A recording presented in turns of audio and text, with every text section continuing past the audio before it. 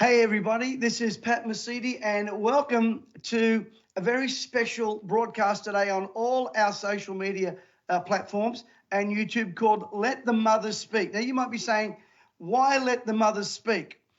Well, let me share with you a few thoughts before I bring on our guests. Today we're going to be speaking about issues that really are hurting women. Now, I'm talking about the old-fashioned women. The one that had menstrual cycles, the ones that could have babies, the ones that didn't have penises. I'm sure you remember those. It seems like they are something of a relic of the past and our politicians aren't helping. Now, I don't mean to offend anyone, and none of this is hate speech, because today we're going to look at the de-womenizing of women on many levels. The political level, the financial level, as it relates to the voice, as it relates to job security, as it relates to the political system that is trying to eradicate women. There's a brutal assault on women. It's not just the politicians that cannot define what a woman is. All they've got to do is be married to one or live with one and you'll define it pretty quick. It's that they're choosing that women to ignore the fact that women actually exist. I believe women should be looked after, and I believe women deserve equality in all areas. It seems to me that they're still struggling for equality of pay, and it seems to me that women are becoming the endangered species. Why? Well, firstly, their voices are not heard. When events like Let the Women Speak are organised, and I will have someone who is actually there, and when these events are organised and then women, real women, can't speak because they're drowned out by a bunch of men in skirts or by a bunch of radical lefty activists. And when the activists become the heroes and the women become the villains, such as in the case of Victoria under that pathetic leader called John Pesutto, we have a problem in our society. You see, anywhere else, if that happened in a public square or a home, that would be classified as violence. However, when it's under the guise of so-called protesting and rights, women are discarded. There is a distortion. Our moral compass has become a spinning clock. The media and the politicians of our day want to punish women who speak up, terrorize them, vilify them, and call them names, such as Nazis. But we'll leave that alone because we'll get into that a little bit later on. And if you don't follow the narrative, as a woman, you are an enemy. Matter of fact, if you're a male who supports the freedom that women should have, there's something wrong with you. When in actual fact, it is the far left, the crazies, the out-of-control media and politicians that are the enemy. You see, the vilification, the name-calling, the threats, is the same thing they did over 2 years ago under the pandemic. As I've often said, demons don't change. And if you don't follow the narrative, you're the enemy. You see, today, the fact that living, breathing, actual women are losing their rights is causing so many problems on so many levels. Parenting problems. Youth crime epidemic in Queensland, 18 deaths in 2 years. And with a female premier, all she has to say is, I'm limited as to what I can do. They are very complex issues. Now, there is a woman who really doesn't act like a woman of integrity, in my opinion. You see, a lot of the problems that are associated with our teenagers, and I know a little bit about this, having been the director of Youth Alive and Teen Challenge, reaching hundreds of thousands of kids, are a direct result, and I'll use this term, the emasculating of women and the pathetic weakness of men. It seems like we want a society that is neutral, neither male nor female. Let me remind you, God created male and female. He didn't create anything in between. And yet there is a struggle in society. Can I remind everybody today that without mothers, you would not be here. All of us are here because of one single word, mother. Now, Mother's Day is coming along, and of course we've got the crazy lefties that want to call it Birthing Parents' Day, but we're not going to let that happen. You see, men don't make good mothers. And I'm going to say mothers should not have to be forced to be men. And it is that digression from those roles that is causing so much complication. You see, is in the political spectrum, people are asking for a voice. But what voice? Maybe what we need is some ears. Maybe what we need is not a select group of voices. And you're going to hear from some Indigenous leaders, female, I might add. You see, I've spoken to Indigenous leaders, female. I've tried today and over the last week to get a lot of so-called political leaders on the Indigenous side. And, of course, they're all too busy. But I guarantee you, if I would have invited Lydia Thorpe, she'd have jumped at the chance. This is why I'm very concerned about this new referendum. You see, I've been to Alice Springs and I speak regularly to Indigenous leaders, particularly women. They don't even know what this voice is. But today, we're going to hear with some clarity what it means to them or it doesn't mean to them. It seems to me we have a culture of exclusion. We have a culture of exclusion, a culture that is cancelling the real voices. The fact that you and I are on this program today shows that we actually respect and honour women. You see, one of the main things that is going to be hurting women over 55 is the economic policies of the Labor government. What is going to hurt families over 55, particularly children, is the economic policies of the Labor Party. And later on, you're going to hear from a woman who's a foster carer who's going to help both men and women, but particularly women, try and get some financial help in these difficult times. You see, the Labor Party and the Greens have squandered our resources, raised our interest rates 9 times, and have followed a cult, the climate cult. This has resulted in a society that thrives on victim thinking. And if you want to get anything in life, say you're offended. However, that only applies to a select few. If you are a conservative woman, that doesn't apply to you. See, you're the enemy. But if you're a guy in a dress, that applies to you.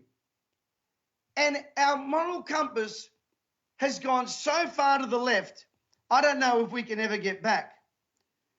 I believe a lot of this did not just start now. I believe a lot of this was introduced by that weak, woke, pathetic Prime Minister, and I may have no apologies about that statement, called Scott Morrison. Now, let me just say this, and we have some guests. I am not pro-Labor or pro-Liberal. I'm pro-truth. There are some people, there are quite a few, and you'll hear from one of them, my favourite people today, who in the Liberal Party are out there doing the best they can to try and resurrect this corpse that is in moral confusion, that it's abandoned its core base. The reason why we need women to speak is because they have a nurturing spirit. It's because they are nurturers and carers. And today you're going to hear from diverse women of diverse backgrounds, not just one voice or a select voice. I've invited people who are different voices to what my voice and my conservative values, but they don't want to come on because they're scared to be asked the hard questions. I believe we need a society that frees our women to speak. You see, the trans movement is robbing women of their freedom, their rights, and their identities, while they have become the most protected species. And I'm not against trans people. If you want to be trans, knock yourself out. But don't force me. What I am amazed is of all these trans men who want to dress up and dance in front of children, I have yet to see a female dress up as a man and do the same thing to children. So it makes me wonder why you need the attention of a child. And when children are raised in a sexualized environment, when a society makes sex God, children will always be sacrificed. And sadly, that's what's happening. And that's why we need to let the mothers speak. Today, you're going to hear from a whole cross-section and one of my favorite people on the planet, a woman who stood up for freedoms and for what was right and is still doing that right now, person that I really believe should be the Premier of New South Wales, Tanya Davies. How are you, Tanya? Hey, Pat, I'm doing really well. Good to see you again. Hello to everyone else. Great to see you again. Thank you for all you're doing for so many people, not just for people in Mulgoa, but right across the nation. Tanya, what's happening down there and what's happening with women in our culture? What are you concerned about? What What moves you? What do you see happening right now in our culture? Well, I think if I think back over many decades, we all acknowledge that change happens. Progress, invention, development, it just is a natural progression of our inquiry, of our industry, of our imagination. But what we're seeing in terms of the pace of change is an acceleration. And we're seeing that across the board. But what concerns me in relation to women is that the accelerated change that's happening in women's spaces and in women's lifestyle and in women's sports is accelerating at such a rate that it's almost hard for the average person to even be aware of the significant changes that are taking place.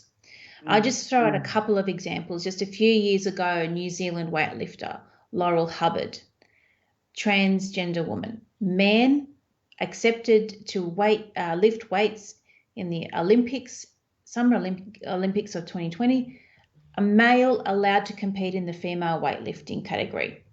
We're looking over in the USA just a few months ago. We've got Leah Thomas, a male swimmer in the college athletic swimming competition across America, had been competing for his university as a male swimmer, all of a sudden decided he was a transgendered woman and was accepted to compete in the women's races and basically took the places of women who had struggled and strived and dedicated thousands of hours to be the best they could be. In one decision of a male to step into a female space, basically removed an amazing young woman called Riley Gaines from actually winning that competition. Wow. That's just one thing. But when you take a step back and you go, well, then what happens to all of these sports people once they compete, these sports transgender women once they compete, men behaving and pretending that they're females, well, they then go into the locker rooms of biological females and undress and expose themselves. I mean, that is, women are being confronted, are being exposed to things that we do not give our consent to, all under this guise of inclusion and equality. I mean, you've got situations in America now where you've got men who are in prison, many for serious crimes, including rape and child molestation, determining that they are now a woman and requesting to be transferred to women's prisons. And many of them are pretending that they're women so they can get access to real biological women and continue their atrocity on those poor women. This is what's happening now. And that's why we need to, as a society, as leaders, we need to speak up and make sure that what we're seeing happening in other countries, to the extent that is happening, does not happen here in our nation, and confront and intimidate and potentially assault women and girls here in our nation. You know, Tanya, I saw a very disturbing video a few weeks ago of a young boy, maybe 12, 13, and it looked like he was in a strip club, dressed in bondage outfits and gear and dancing in front of a group of men, and they're applauding this. What has happened to men? How sick are grown men? And as a mother and as a political leader, what can we do to stop this nonsense in this country? Because it seems like it's on both sides of the political fence. Well, we need to speak out against it. We need to have voices, mothers, fathers, grandparents, uncles, aunts, everyone speak out against it. And I put the call out there to anyone. If you have actually experienced or you've encountered what we've just been talking about personally, I want you to reach out to me. You can find me, just Google my name and all my contact details come out, because I want to hear from you. I want to know exactly what's happening in our nation so I can speak out in relation to what's happening here. And I think what's really important in relation to men pretending that they're women in sport, there's all this talk about hormones and making sure that the testosterone is at a certain level so that they are then equal with their female competitors. But what that policy fails to actually take into consideration is that all of the years that they were growing up as a boy, that they naturally, biologically, have greater advantage in relation to their lung capacity, their muscle density, their bone density, which naturally puts them at an advantage over women in sports. And that's something that's also really important to get out there. It's just not the hormone level that the policy needs to be set at. We just need to separate boys from girls. Can I just also add Steve Biddulph? Now, Steve Biddulph is an amazing author and speaker, and he wrote fantastic books called Raising Boys and a recent one called Raising Girls. And in relation to raising girls, and it touches a little bit on the dangers of that girls face in our world, and that is that he basically summarizes all his research in terms of protecting girls right now, and that is that every person around that young girl need to work together to push back against the sexualization that is happening to girls younger and younger and younger. So when you've got teenage girls, prepubescent girls in locker rooms in the States being exposed to full-on male genitalia under the guise of inclusion and transgenderism, that is clearly an insult and a detriment to those girls, and it is traumatizing girls as we sit here and speak today. In terms of that young little boy, it is just appalling. It should not be happening. That should be a criminal offense. That poor little boy being exposed to such a sexual adult environment, it's just sickening and depraved. And our society needs to see it as being that and speak out against that. Last question, and you don't have to answer it if you don't want to. What's it like being a female in politics? And can you encourage any young females in this area? Because we need voices like yours. But what's it like for you, Tanya? It's easy for us to be armchair critics and, this is what Tanya should have done and this is what, but you're there. You're there in the trenches, and I honour you for that. I honour you for that. I honour you for what you did during the pandemic. And I'm sorry if I get a bit emotional. I'm very proud of you, extremely proud of you. But what's it like? Because I'm hearing reports that I don't like. And my next guest will talk about that. But what's it like for you? From your heart. I've spoken about this before, and I'll share it again. Growing up, particularly in high school, I was bullied quite like extensively for 4 solid years. And during that time, I went to my Bible as a Christian. I went to my Bible and I sought refuge and strength from the Word of God. And during that time, what that taught me as a person, which I have with me today, is that I know who I am. I know whose I am. And I know that God has opened the door for me to be here. And while I am in this place, I will speak respectfully and I will debate respectfully, but I also stand on what I believe and stand on my values and prosecute what I believe. And I want to do that in a way that is feminine, that is womanly.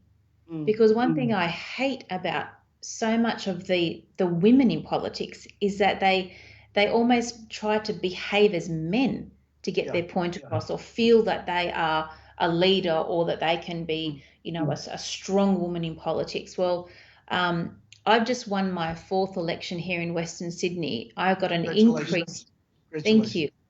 I got an increased vote towards me when every single Liberal held seat around me fell to Labor. Now that just shows me that what I'm doing, and more importantly, how I'm doing it, is resonating, and people are listening, and people are looking up and following that in some respects in their own life. Whatever people say about me, you know what, knock yourself out. To be honest, I've had death threats, I've had threats against my children, you name it. I've had the police investigate it, all sorts of things. I've been through it all. So what? Our future is way more important than me getting upset and offended over what someone says. And so I just take each day. I think a lot about things. I try and strategize. I'm a very self-contained, I'm at peace and calm on my own. I don't need to have lots of people around me all the time to make me feel that I'm someone special or that I'm a leader or whatever. So if I walk through the parliament and I'm walking on my own and I walk past groups of people chatting or hanging out, it doesn't bother me. It doesn't bother me. So, you know, Tanya, I just had a little flashback, and I don't mean this in any like putting down way or condescending way, but I would never have thought that little girl in that youth group would have become the powerhouse that you are right now. And I want to thank you, and love to the family, love to the hubby and all the kids. Tanya Davies, you're a national treasure. God bless you. Thank you so much. Thanks, Pat. Thanks for your time. See you, everyone. You know, it's important that we have strong women. I have 3 daughters, and I've said to my daughters at all times, you don't need to bloke it out with a guy. Don't try and out-bloke him. Just be who you are, strong and feminine. This morning I came across a tweet by an amazing lady by the name of Stephanie Bastiaan. She's a research fellow at Women's Forum, an independent think tank that undertakes research, education, and public policy development on social, economic, health, and cultural issues affecting women. And what I loved about her was how she is standing up for women in that dictator state under Dan Andrews, but more now under a guy who I'm growing to dislike called John Pesutto. Stephanie, thanks for being part of today's Let the Mothers Speak. How are you? Great. Thank you for having me. And I just want to also repeat your comments. I think Tanya Davis would be a great leader. She would be a great leader. Hey, maybe you guys ought to team up. We could save both states. Stephanie, what in the world is going on in the Victorian Liberal Party? Have they completely lost their minds? There's a lot of chaos and dysfunction here at the moment, and it's very sad to see it all playing out in the media. Essentially, what happened is we had a women's rights rally in Melbourne with Kelly J. Keane, who's a prominent women's rights activist. It wasn't an anti-trans rally. It was a rally just to talk about the impacts that gender ideology and self-ID laws are having on women and girls in society. So the fact that women are losing their scholarships, their swim spaces, the fact in Melbourne, male rapists have the right to be housed with females in prison. We're talking about some of the most marginalised women in our state, and they have no say and no control, and a petition they put out has been ignored. Now, MP Moira Deeming attended and spoke at the rally. She spoke on behalf of her community, and she spoke on behalf of Islamic members of her community who were too scared to turn up. And because people from the far left and the far right, but mainly the far left, turned up and gate crashed that event, it was used as an excuse to rack her over the coals and say, we oppose you and you don't belong in our party room, so we're going to expel you. So the Liberal Party parliamentary team, John Pesutto with Georgie Crozier, Matt Back, David Southwick, moved a motion to expel her. Fast forward. Sorry? Go ahead, Stephanie. Yeah, go ahead. Fast forward to the meeting, Moira presented her case against their dossier, and she told a very personal story about how she got involved in women's rights activism, and the support in the room dropped away. And so they reached a compromise deal to suspend her so long as leader John Pesutto cleared her name and released a statement doing so, and that she'd be let back in within 9 months. Why will John Pesutto not publicly say and apologise for his Nazi statement to a woman that he knows has got no association with any of that? Well, I think part of the problem for John is that he is trying to be a leader, but he is showing no leadership.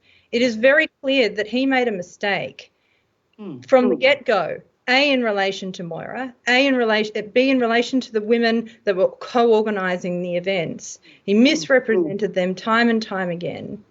And it has got to the point now where they've reached an agreement in the party room. He has not upheld that agreement. And instead of coming forward and apologising and ending this ridiculous drama that's playing out in the media, he is digging in and digging a hole. And it is just, it's a lack of leadership, and it is poor judgment. And while the left and the state might be enjoying another turmoil, another public fight in the Liberal Party, at the end of the day, the people are looking at him and saying, you cannot lead, because you cannot acknowledge your wrongs, and he is just showing the public that he cannot be trusted. I just got a tip for John Pesutto. I want to give you 2 words, John. I don't know whether you watch this. I know some of your cronies and hatchet men do, or hatchet women, actually. They're on both sides. Try this. I'm sorry. Let me give you 3 words. I was wrong. You know what? You might just win some respect from people and support. However, from what I'm seeing, and I don't know, Stephanie, if you're allowed to comment on this stuff, I'm looking at the articles, open warfare, bullies leading the Libs, and one of his hench persons is MP Anne-Marie Herman. What's her story? And why would it seems to me there is a war, not on women, but a particular select group of women called conservative women, which the Liberal Party, that's the basis, well, used to be anyway, of their following. What's going on with Sandra? Yeah. Look, I think everyone is very surprised and disappointed to see Anne-Marie get caught up in this, particularly having come from a conservative background herself. Yeah. But I think also another woman that is worth noting who is also part of the leadership team is Georgie Crozier. She is standing by and letting male colleagues bully young female colleagues over these issues. And the minutes from the meeting were published in The Australian last night. If you read through the contributions to that meeting, there were strong arguments made in defence of Moira, and the men who signed that petition, Matt Back and David Southwick, provided no defence to their motion to expel Moira. But Georgie Crozier stood up and said there's been an ongoing problem. There's been several things that she said before, which says to me this is not actually about the Nazi issue. It's about her view. And this is really an indictment on where John Pesutto and his leadership team stand on women's rights. And they are happy to bully and push women aside to form this new brand, whatever that is. Pesutto keeps talking about reforming the party. He's never actually outlined what those reforms are. But they're going to move anyone in their way that doesn't fit the criteria. You're a brave woman, I got to tell you, Stephanie. And thanks for coming on today. I saw the tweet. Someone from the Liberal Party actually sent me the tweet this morning and said, you've got to get her on. And I thank you so much. And thank you to the Women's Forum. I'm going to give you the last word, and then please tell us where we can find you. Where can all these wonderful women and men get the information that you're giving out? So is there anything you want to add in this whole situation with the Conservative parties? It seems to me that there is no Conservative party anymore, except for maybe One Nation, and we have one of their leaders coming on later, but a couple of them. How do these guys find their way back? They're digging such a hole for themselves. Look, I disagree that there are no Conservative parties left. I think the founding values of the Liberal Party still stand, and there are many good MPs at a state and federal level across Australia who embrace those values. What we're seeing play out in the media at the moment is a public war on what those values are, and there's some who would rather that we represent the teal so they can hold their inner city seats, and that is coming at the expense of people in the suburbs and the regional areas. So I think if people really care about politics and they care about political parties and parties of government, they really should be getting involved in a political party that represents their values, not only to have their voices heard, but to support the good people in there who are already fighting for them. Yeah. So, and having said that, Women's Forum is apolitical. We don't support any political party. We support good policies. You can find us. We have a website, womensforum.org. We're on Facebook and Twitter. So, yes, give us a like or a follow or subscribe to our email list, and you can keep in touch with us that way.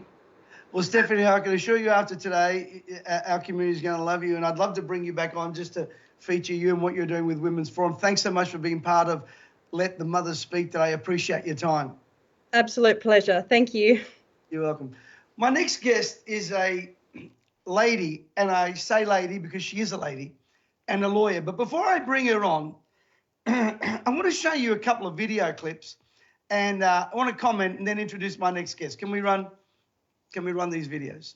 Thanks. I started off being like, I understand, I have empathy for you, I will use your pronouns of choice. You know, I'm not going to say you're a woman, but you're a trans woman.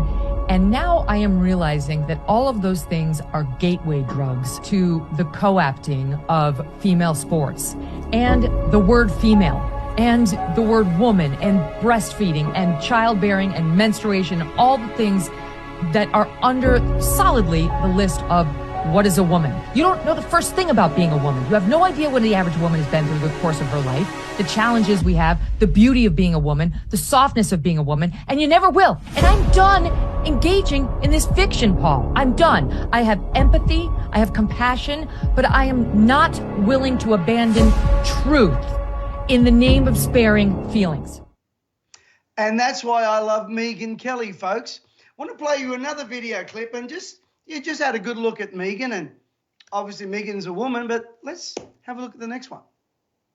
Like the articles written about me using he pronouns and calling me a man over and over again. And I feel like that should be illegal. I don't know. That's just bad journalism. Like the articles written about me using he. That was Megyn Kelly, a woman.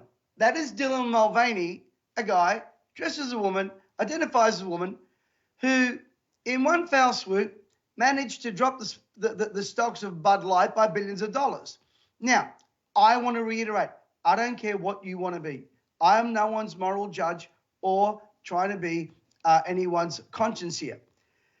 But that's not a woman. Have a look at what One Bride magazine posted on the cover of, this is it, Bride magazine puts hairy man in dress on latest cover.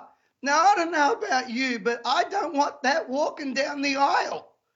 Marrying me, well, I'm already married, but I mean, honestly, at what point do women say enough is enough?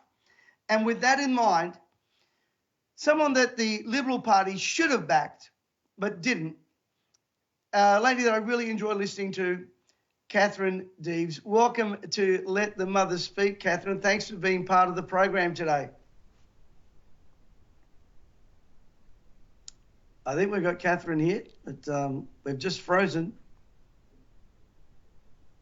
Okay, we're going to try and get Katherine back. We've got it's frozen there, but we will defrost it.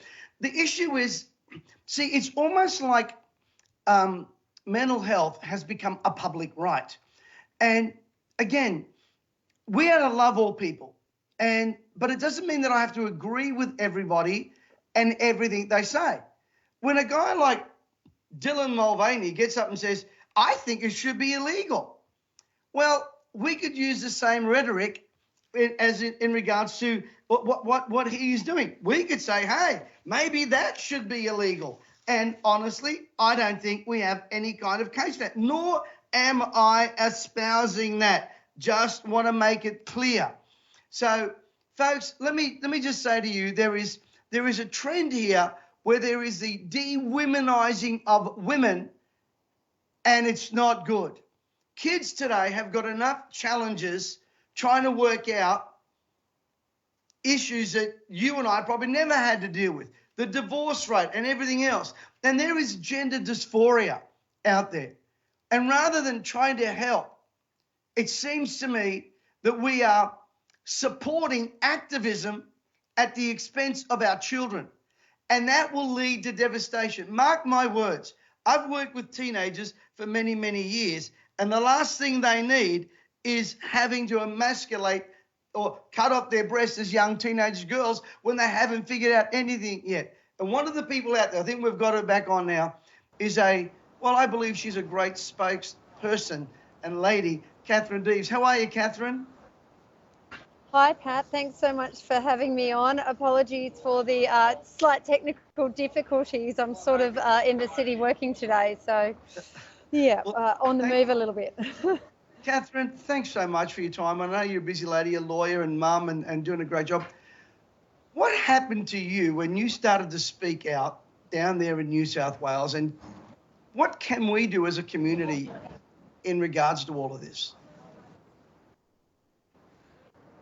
So I made a calculated decision to speak out in defence of sport for women and girls. I think it was way back in 2019, 2020.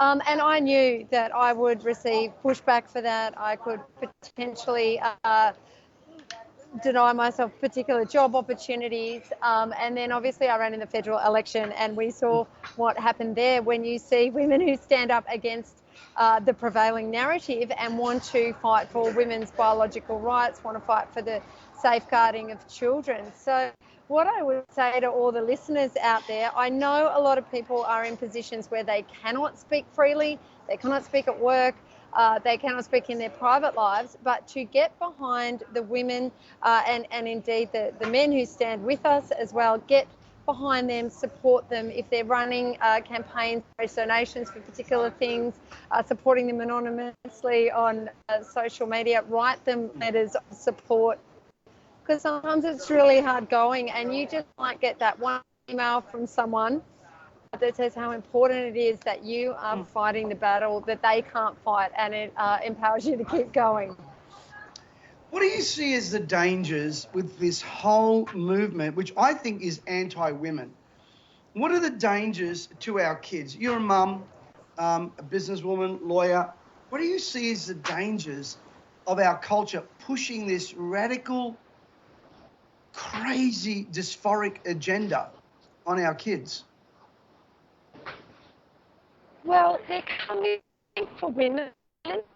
As we know, women now no longer exist as a legal degree in Australia. They are coming for children. They are coming for families. They are coming from the foundations of our society. We know that family is the foundation of our society, and that's what they're seeking to intrude upon. They're seeking to indoctrinate our children. They're seeking to remove safeguards for women. And they are seeking to remove the right of parents to protect their children from these dangerous ideologies. So in my view, this is the time where those of us who care about family, care about our children, care about children at all, need to stand up and push back. One of the things that concerns me is the confusion, because these people all come from families, and that nurturing environment that a woman can only bring. A male cannot do that. It's almost like there's a confusion of roles in the community right now. Can you give us a bit of insight how we can return to basics? Well, absolutely. The mother-child dyad is completely devalued and dismissed. And I think that this is where we've gone too far with the equality argument, because the things that fathers bring to the table for families and children are very different to the things that mothers bring. And I think that, in trying to pretend that, being the ones who are pregnant, who give birth, who then provide the care for children, particularly when they're very little, to pretend that this is, not, this is instinctive to women. We cannot pretend that men can do the same thing as us when it comes to mothering and fathering.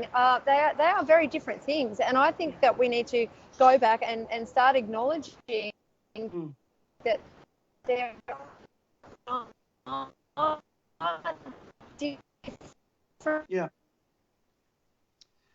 different between the sexes, and that should not necessarily, determine. Yeah, I think we've lost a bit of the transmission there with Katherine. But Katherine, thank you so much for being on there, and we'll try and get Katherine on at another stage. But I want to say publicly thank you to Katherine Deves and for all she's doing. So some challenges there. But, hey, we move on to the next thing. Now, one of the things that is really concerning to all Australians right now is this voice. Our Prime Minister has given us sketchy, no detail, goes up to Alice Springs, spends enough time to have an ice cream and leaves, but spends more time at the tennis. And it seems to me that while our country is falling apart economically, morally, politically, and everything else, it keeps pushing this voice. And of course, now it's almost every time you get on a plane, you get a welcome to country. Well, my great friend James McPherson, and I've got some special guests from the Indigenous community coming on as leaders to speak in a minute. He did a great monologue, and James is a brilliant guy. I often say, when people ask me what would be my favourite vacation, I say 2 weeks in James McPherson's head. But I want you to hear this monologue that he did to Prince Charles as a welcome to country. Let's run the tape. King Charles has expressed concern that he might not be welcome in Australia. But I want to assure King Charles III he has nothing to worry about. He will most certainly receive a welcome to country. In fact, if he does visit these shores, he will be welcomed to country so many times he'll likely begin to wish we weren't so welcoming. Now, I understand why King Charles is concerned. He's afraid that people are still upset that 200 years ago his forebears arrived and turned what was effectively a desert wilderness into a rich first world country. But honestly, King Charles, that's all in the past. These days, we're all about reconciliation, which means the welcome mat is well and truly out. Now, if the King is looking for a welcome, he should arrive in Australia on a Qantas flight. I promise you, King Charles, from the moment the wheels of your aircraft touch the ground, you will be well and truly welcomed. You'll be reminded, as all of us are every time we fly, that you are on Aboriginal land. It's our little way of saying, welcome, invader. You see, King Charles, or as Senator Lydia Thorpe called your mother, coloniser, it always was, always will be Aboriginal land. So, welcome. I promise you'll be welcomed like this wherever you go. That's how welcoming we are these days. Many Australians have been welcomed so many times, we're now asking to stop being welcomed. But here's how friendly Aussie culture now is. Even though most of us don't want to be welcomed, our political and cultural elites insist on it. Even though I was born here, and my parents before me were born here, and my grandparents before them were born here, I'm still welcome to country everywhere I go. At public gatherings, in work meetings, even at sporting events, the welcome never wears out. You ask if you'll be welcome in Australia, King Charles? We pay people to welcome us at every event. If there's a more welcoming country in the world, Australians haven't heard of it. I assure you that wherever your motorcade takes you, through any city in Australia, you'll see a sign saying, welcome to Gadigal country, or some other Aboriginal tribal name with the word country juxtaposed to it. This is our way of reminding you that you weren't here first and that your arrival pretty much stuffed up paradise. So again, welcome. Now, word may have filtered back to Buckingham Palace about an incident last year when the welcome to country, due to be given before an AFL game, was withdrawn. But I want to assure His Majesty the cancellation of that welcome had nothing to do with a lack of friendliness or generosity of spirit. It's just that it happened to coincide with a minute's silence to honour the passing of your mother, Queen Elizabeth II, who, despite having done only good her entire life, we blame for genocide. You're welcome.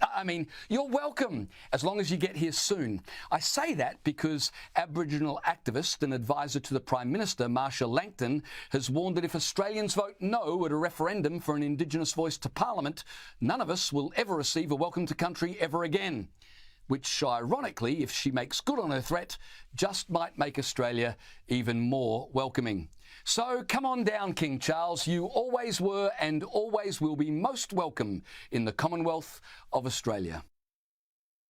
Listen, that was brilliant, and I love James' sarcasm, but he's got a point. I'm over being welcomed to my own country. Now, if you want to start recognising, how about we start recognising the Italians? Half the food you eat you wouldn't have if it was for the Italians. Matter of fact, half the buildings you've got wouldn't be around if it was for the Italians. Most of the concrete that you see out there. And by the way, what about our Lebanese and Greek people? What about the great contributions they have made? You see, the incredible thing is that most Indigenous people that I speak to on both sides don't even know what the voice is. Matter of fact, when they explained to me what Welcome to Country is, it was they, as their own people, welcoming tribes from across other lands into theirs. Not to cause divide, but to create unity. This Welcome to Country is nothing but a white guy's virtual signalling by a bunch of elitist, left-wing, crazy people, including Malcolm Turnbull, I might add. This has done nothing to help our nation. And today I've got some special guests, and I've invited quite a few from the Indigenous community to be part of this program today. But Pastor Robert and Julie, you say, Robert? Well, Robert today is identifying as a woman. Joke, folks. They are leaders, Indigenous leaders that travel around Australia helping all people, particularly Indigenous people. I want to welcome Pastor Julie and Pastor Robert Knight to the program. Thanks for being on here today, guys. Thank you. Thanks, Pat. It's great to have you guys on. I want to ask you a question. You as Indigenous leaders, have you had any say in this voice at all? No, we never. No, we never. None whatsoever. How does that make you feel as leaders in the Indigenous community, and well-known leaders, by the way? How does it make you feel? It makes us feel like we're a part of the divide, and that's what the voice means to us.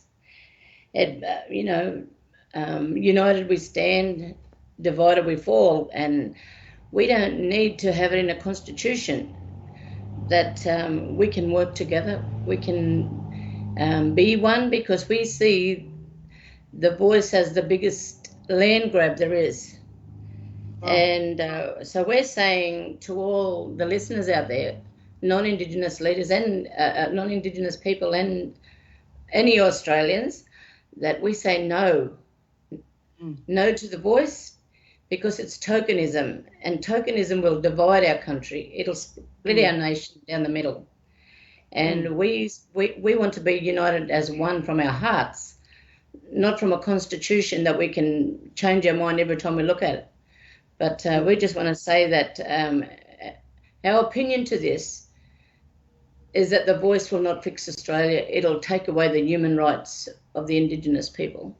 So it'll not only divide Aboriginal and non-Aboriginal, but it'll also divide Aboriginal and Aboriginal. Yeah. Why is it that they almost making it sound, actually not almost, they are making it sound that if you don't vote yes, you're racist, you're this, you're that. And yet here are two beautiful Indigenous people that are serving the community in the coalface, I might add, not wearing Gucci and Armani and walking into Parliament receiving paychecks. What springs into your heart and your spirit when you see this divide? It's literally war. There's always been a great divide, and we're always been told about closing the gap. This divides our nation even further. And we do have a voice in Parliament. It's called the Department of Indigenous Affairs.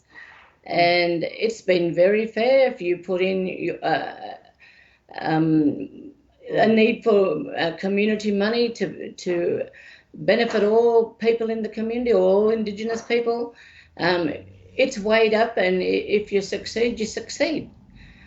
But having a voice only for Indigenous people is, of course, going to bring trouble. And we see that it's only a piece of paper, and behind it, now we can apply for our significant sites, and with great, they don't give it easily, but you can fight for it. But when we get the voice, we won't get nothing. We'll have no human rights whatsoever.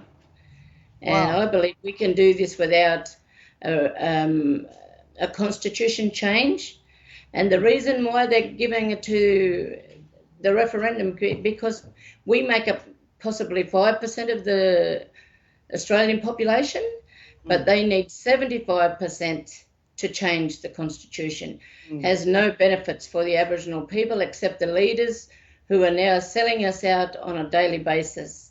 And we want to say that it's rot and it's a lie, and we recognise it from a distance. You see, Pastor Robert, go ahead. Yes, go ahead, Robert. Go ahead. The government has a nice way of prettying up ugly. And I see an ugly side to the voice, and I don't like it one bit, and that's why I will always vote no. Wow, It'll be a what no from all of our statement. colleagues and the people we come who ask us our opinion. We say vote no. You don't have to feel guilty. This is guilty for both sides, and there'll be no benefits. So all you listeners today, vote no, because they need 75% of the population, and we Australian Aboriginal people, we don't hold that position. And do you know what I find very sad is that the voice is only for a select few voices, but no one there has ears to hear. And I'm not going to get all Christian everywhere, but the Bible does say, "Who has ears to hear, let him hear." They're not hearing the Jacinta Prices. They're not hearing the Warren Mundines. They're not hearing your voices. It seems to me that it's another grab. And to me, it's all about Albanese trying to enshrine himself as some major leader. As leaders of the community, do you see that, or what do you feel about that? Yes, we totally agree. That's exactly what we see. We see Albanese as a fake and a liar. Why don't you start telling the truth to the people and removing the guilt and sitting down at the table, firstly with the people that the grassroots people have been totally ignored in this whole situation. Yeah.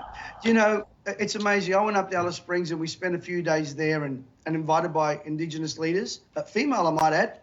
And what was interesting is how we were treated going up there by some religious lefty people.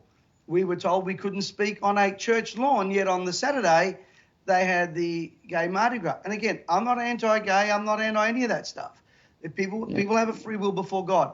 But how much of this do you feel, and this is the last question I'll ask you, how much of this do you think is more of a grab for elites and political power? Or do you believe that? We totally believe that. It's 100%. What would you say, Robert? Yeah, I totally agree with that. And, it's there's some little hidden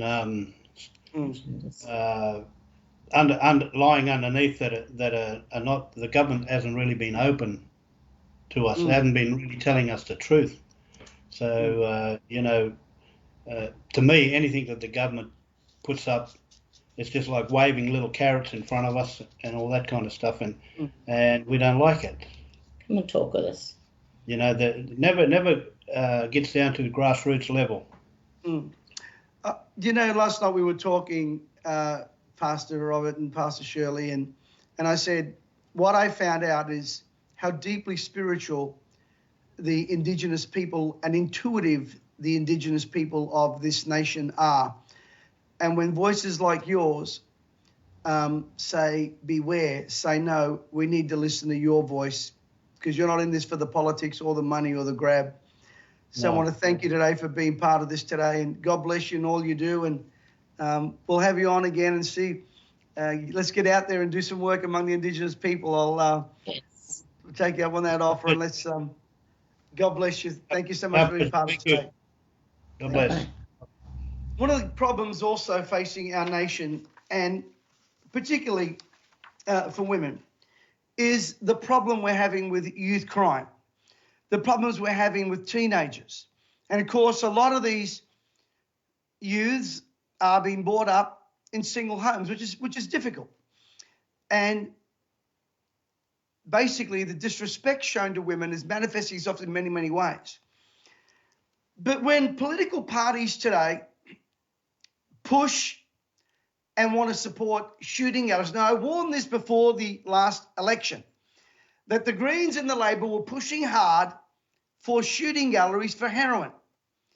And people poo-pooed that. As a matter of fact, I was at a meeting where all the various candidates were there in my area where I live, and I asked the Greens and the Labor their position on shooting galleries for heroin. They didn't know it. And they admitted it publicly.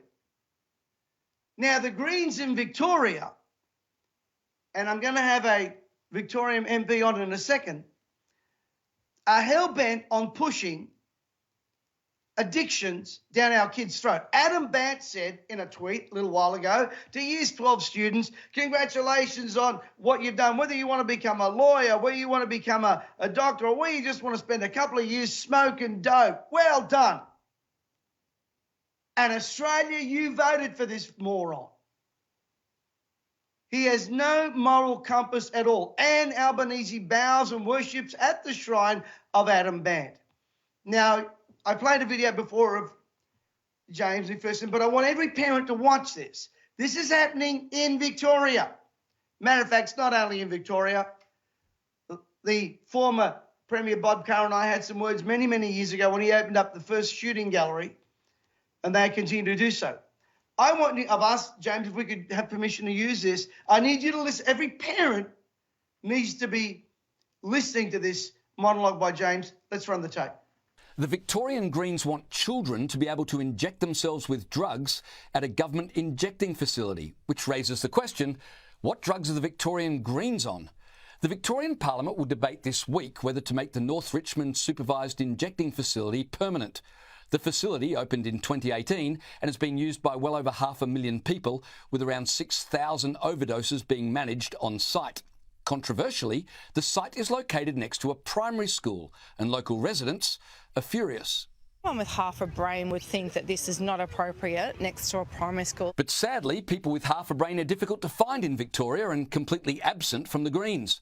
Rather than suggest the injecting facility be moved away from the primary school, the Greens are suggesting the injecting facility be opened up to students. Honestly, progressive politics is now an inside joke where politicians and activists compete to see who can come up with the most ridiculous proposal and then laugh together at how far they can push it. Greens drug harm spokesman Ave Pugeli said the idea to let kids shoot up was based on expert health advice. You have to love it when politicians trot out the old expert health advice line in defence of the indefensible, as if the rest of us are supposed to suddenly discard our common sense because a 20-something-year-old artist turned Greens politician used those magical words. You know, as a father of 2 teenage boys, I wouldn't normally agree to kids using heroin, but, well, if a Greens says there's been expert health advice, well, OK. I'd sure like to hear from the health expert recommending taxpayers help kids maintain their drug habit. The Greens also want pregnant women to be able to use heroin at the drug injecting facility because, well, you can't start children on drugs too soon, can you? I'm going to bet I could find more experts willing to advise that Victoria would be healthier without the Greens. But I digress. Greens MP Tim Reid explained to Neil Mitchell today how preventing kids from using the injecting room to get high on heroin would be a form of discrimination. Yep, that was seriously his argument. He said that when the injecting room was first proposed, there were rules against kids using it. But those rules were never put in place because the Greens actually believed kids shouldn't use the injecting room. Now, we understand why those rules were put in. They were put in really to make the whole thing politically acceptable when the legislation first went through Parliament. Right. And now that the injecting room is up and running, the Greens argue that turning away kids who want to stick a needle in their arm, well, that would amount to a form of prejudice. This is now a health service. It's functioning as a health service. They're treating, I think, something like half a dozen overdoses a day. And so, you know, we don't tell people they can't come into the emergency department because they're doing things we disapprove of. Well played, Greens. Well played. But Greens MP Tim Reid wasn't done with his rhetorical gymnastics. Listen to this. You know, it's a slippery slope when health workers start saying, oh, I don't like what you did, so not going to treat you. Slippery slope. So the Greens say we need injecting rooms. But don't worry, it's only for adults at risk of overdosing, and we'd never let pregnant women or children use it.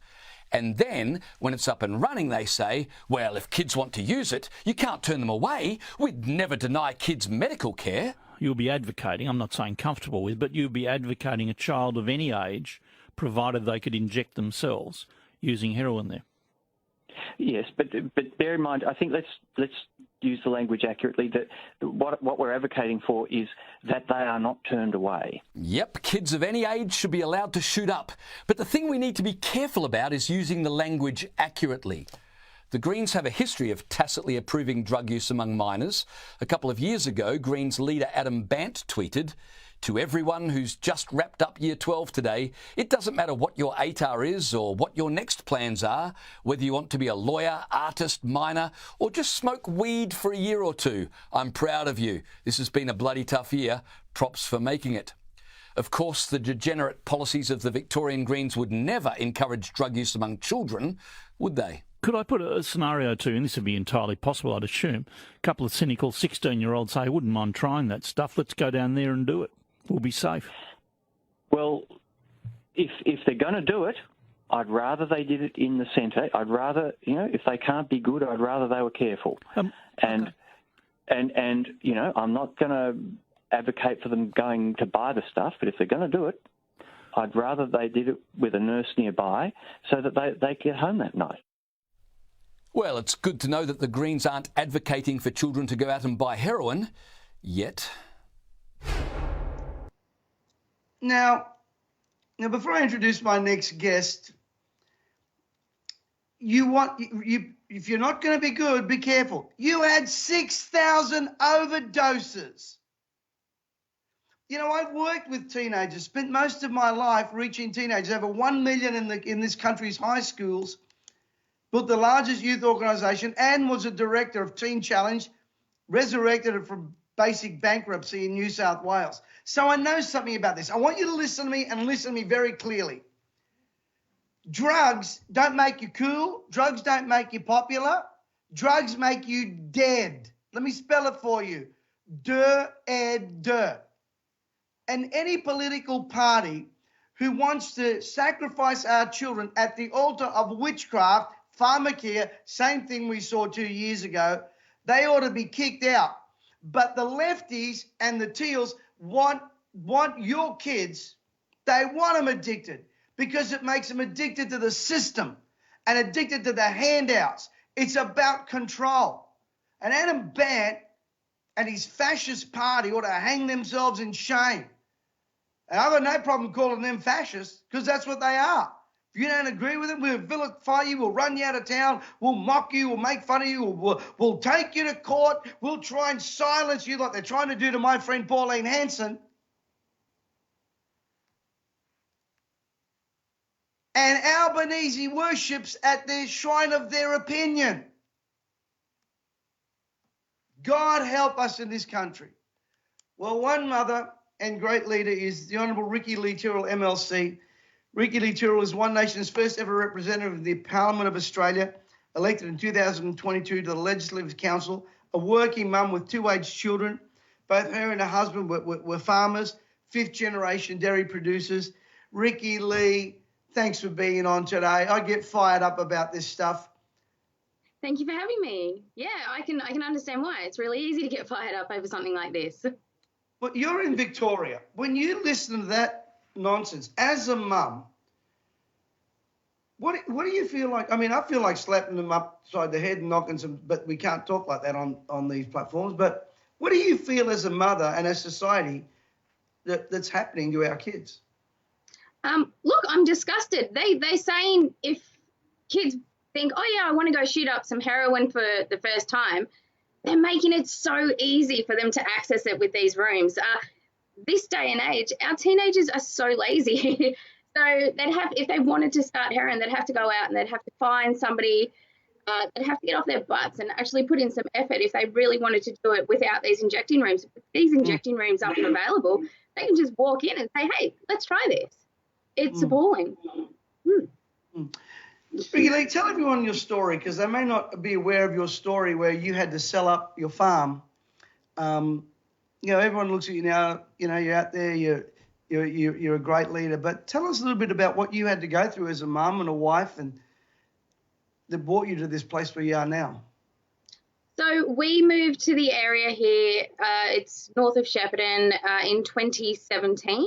My husband and I purchased our first dairy farm together on our own, and the drought came to town with us. It wasn't until I noticed everybody else in the area going through the same thing with water. There was a lot of water in the river, and I couldn't understand why farmers weren't able to access it as easily as they should have been. I asked some questions, and I realised that the water legislation was just doing them over. So schools were shutting down, businesses were closing, and local families that had been here for generations were packing up and leaving. So I stepped up and I put my hand up, and here I am now. Victoria is in a mess right now, and it seems like John Pesutto is adding more mess to the mess that's already there. Why are they so anti-conservative women? I mean, it seems like... We're tough. We're tougher than a lot of the boys there at Parliament. We've got a backbone. We've got integrity. We know what we want. We know what we need. We're willing to fight for our children's futures. And I think a lot of these boys are really intimidated by that. And so they're doing their best to gag the ladies. But these ladies that are going through what they're going through at the moment, I know these girls personally, and they are fantastic women. And I'm there to support them every step of the way to make sure that they stay there and stand their ground, because Victoria does need these girls there. Now, let me get this right, and this is the integrity of this woman. She's there to support a woman in Parliament who is not even of her own political party. Yep. No, that's right. Look, we've got a lot of our values align a lot, and I know exactly what they stand for. And at the end of the day, we are all colleagues. We're all there for the same reason, to do what's best for Victoria. And if they're going to do what I see is actually needed for Victoria, then I'm backing them 100%. Rikkie-Lee, we've got a lot of people out there in farming communities. We've just been up in Boonah up here in Queensland, and we do a lot of our meetings in regional centres, not necessarily the big cities. And I know a lot of the women that watch and a lot of the people that watch, they're great people. And how hard is it today for women economically? How tough is it out there for them at the moment? It is. Look, it's really tough. I'm blessed because I do have a full-time job that does pay well, but I am still watching what we spend, how much we're spending. The cost of living is insane. I still pay attention to every dollar I spend. I'm the one that does the grocery shopping for the family every week. So I know exactly how much it costs. The cost of fuel, everything. I'm looking for a house for my family and I at the moment. So I'm finding it so hard to do that. And I can only imagine what other people are going through right now. I have been at rock bottom, so I know exactly what it feels like. And that's what gives me the fuel to keep going for everybody else. Because when I think back to the drought and what we went through and when we had to sell our farm, it still makes me choke up. It took me 48 hours to practice my maiden speech because I kept breaking down when I came to that subject. So I know exactly what what was it like having to do your maiden speech with all of that weight on you, all of that weight of the burden of that losing the farm? It was hard. It took a lot of practice. I feel sorry for the tour group for coming through when I was standing in the chamber trying to practice, because I kept crying and they're probably thinking, who is this fool that's supposed to be representing us? She can't speak. I had to desensitize myself to it a bit, but I did get it out. On the day, I punched it out and it flowed fantastically. And it was good to get that out. I needed people to understand that I've been at rock bottom. I know I can resonate with everybody else in my community how hard it is to go through what we went through. I'm going to ask you one last question, but you're with One Nation, and Pauline's a great friend of our community. She was advertised to be on today. Her office called me, circumstances beyond her control and mine. She's not able to be here today, but people need to get behind Pauline. Whether you are Labor, Liberal or One Nation, what she's facing right now with these Greens trying to bankrupt her is unbelievable, and it is evil, and we need to support her. What words of encouragement can you give to women right now, and men, by the way? This is not we've got both audiences here, that are doing it tough. What words of encouragement, oxygen of the soul, can you give them today? Stick at it. Find what you need to keep you going. With me, it was my family. my kids. I look at them and I think, if I can't stand up and be strong for you, nobody else will. And that's all I needed. I'm real stubborn. If I've got something that I need to do, I'll keep going. If something blocks your way, turn a different direction and just keep on going until you find your way through. That's what I do. Rikkie-Lee, thanks for being part of Let the Mothers Speak today. You're a great mum, a great leader, great wife, and we honour you today, and God bless you in all you do. Thank you very much, Pat. Welcome. Do you know, I am concerned for people. I'm certainly concerned for them on a financial basis. And one of the things that I've launched right now, guys, and I'm just going to do a short mention of this. Every week I do mentoring. People ask me, Pat, can you mentor us? Can you mentor us? And we want to mentor you, a particular area of mindset. Now, please don't be put off by the name of this, called the millionaire mindset. It's not about making millions of dollars. It's about your mindset and your mindset growing. So I've launched our mentorship program, which basically gives you access to me for $1. And if you like it, you trial it for $1 for the first month. If you like it, it's then $47 a month thereafter. But every month I do teaching. Then we have someone who's like, let's call them a super coach, that comes in and inspires, teaches, and gives you practical tools on how to build. On the third week, we get on board and we do some one-on-one stuff with you. We randomly select someone. And on the fourth week, we have a question and answer time where you can ask me questions on any levels, whether it's political, financial, or anything else. On top of that, I give you access to my vault.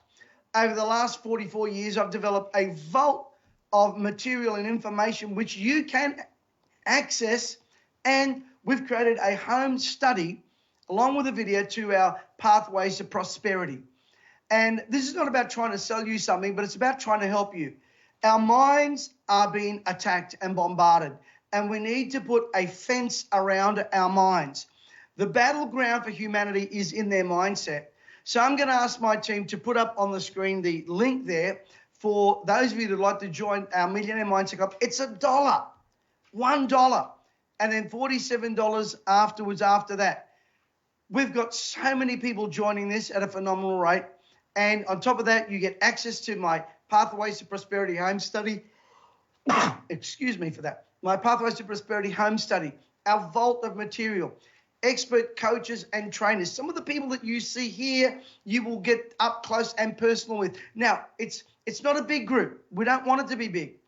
But for $1, that's basically not a lot of money. Everyone can afford that. And then if you like it after the first month's trial, it's $47 a month. Join our Millionaire Mindset Club. After all, we are supported by what you do with us in our community. And as many of you know, for many, many, many years now, I've been a prosperity activist. The latest government statistics show that women over 55 are going to be hit the hardest in the next coming budget.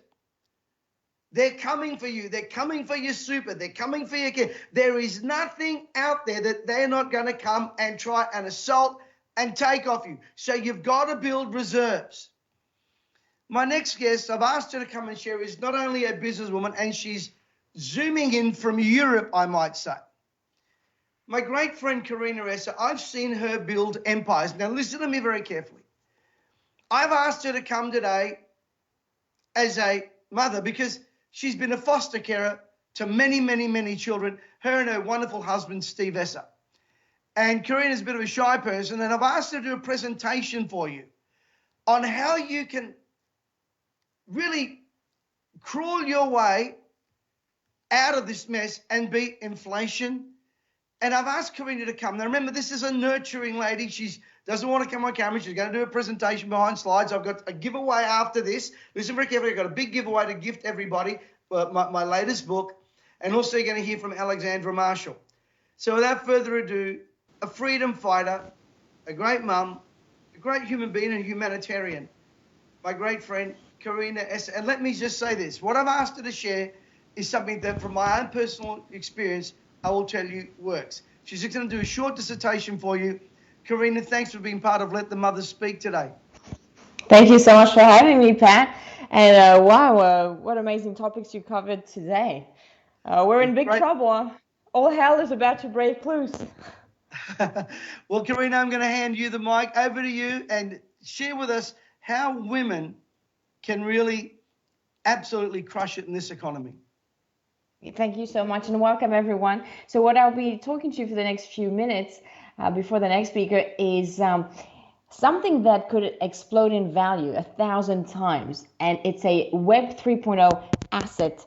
And what is exactly Web 3.0? You might have come across the term. So let me explain to you what it is. Well, it's the third phase of the internet. So first we had Web 1.0, which was back in the 90s, and it was really slow internet, read-only internet, and the information would come from directories in a nutshell. Then right now we're in Web 2.0, and it's a much more interactive internet because social media came, blogs came, and not only could we consume information, but we could also create and publish information. A third phase called Web 3.0, and it's going to be decentralized, meaning it won't be controlled by a small number of people. Like right now, for example, Facebook is controlled by a small group of people, etc. Any social media is controlled by a small group of people. Now it's going to be decentralized. We will actually own the information that we publish on social, everywhere on the internet. So that's Web 3.0. It's going to be decentralized. And the main features will be, of course, blockchain technology and cryptocurrency. That's the third phase of the internet. But now, what's great about Web 3.0 is that we're really at the early stages, and it's really the early adopters who get to make a lot of the money. So just to give you an example of what Web 3.0 will look like, it will look like exactly like Web 2.0, but it's going to be different because you're going to be in control of and own what's online, what you create. No one can take it down. It will be decentralized.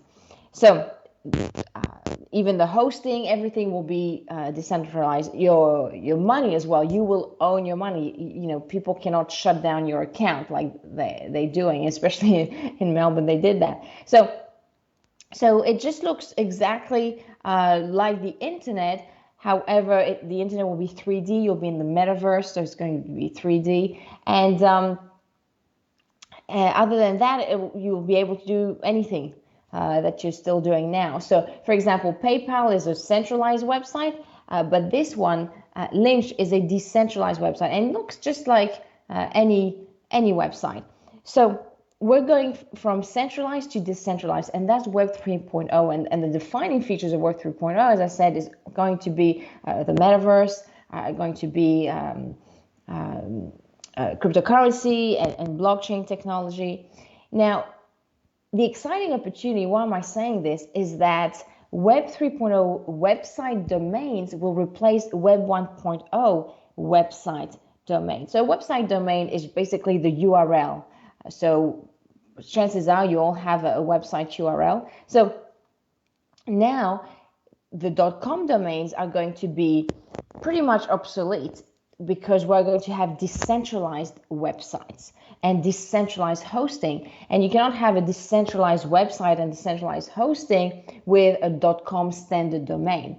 Instead, the extensions will be .x, .crypto, .blockchain, .bitcoin, .nft. So these are the extensions, like we have .com, .com.au, .net, etc. So what's the exciting opportunity here? Well, the exciting opportunity is that we're very, very early.